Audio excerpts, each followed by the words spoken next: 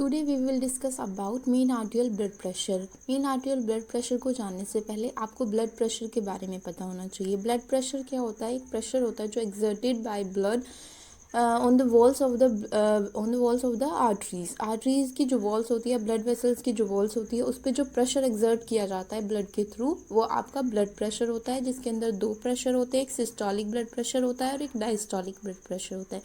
Systolic blood pressure क्या होता है कि जो आपका हार्ट है जब कॉन्ट्रैक्ट हो रहा है तब सिस्टोलिक ब्लड प्रेशर होता है जो कि 120 होता है। डायस्टोलिक प्रेशर क्या होता है? जब हार्ट रिलैक्स हो रहा है तब आपका डायस्टोलिक प्रेशर होता है, जो आपका नॉर्मल एवरेज जो होता है वो 80 होता है। मीन आर्टियल ब्लड प्रेशर क्या होता है?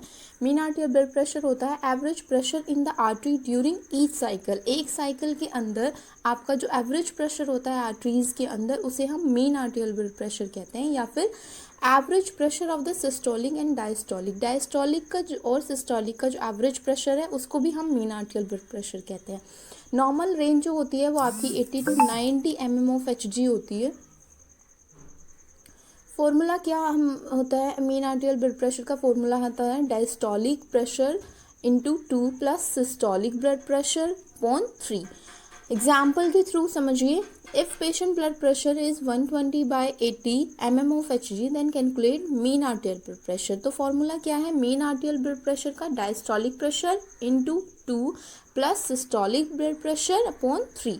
डायस्टोलिक प्रेशर कौन सा होगा? जो रिलैक्सेशन के टाइम पे था, 80। ठीक है, 80 is a diastolic pressure into 2 plus systolic blood pressure क्या है जो आपका कॉन्ट्रैक्शन के टाइम पे होता है, हाइयर होता है, 120/3।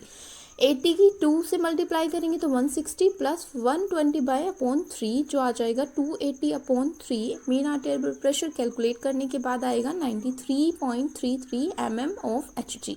ये आपका मीन आर्टियल ब्लड प्रेशर होता है। नॉर्मल एवरेज जो होता है वो 93 mm ऑफ Hg होता है, रेंज में 80 to 90 mm